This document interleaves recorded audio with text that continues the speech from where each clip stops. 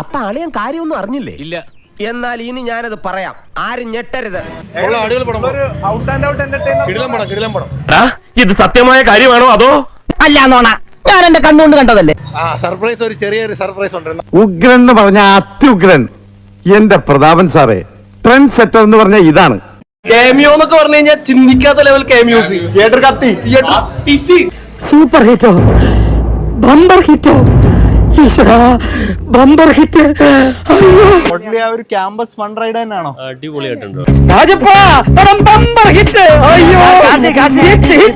പൊളി പടം, അടിപൊളിയായിട്ടാണ്. കിടിലം പടമാണ്.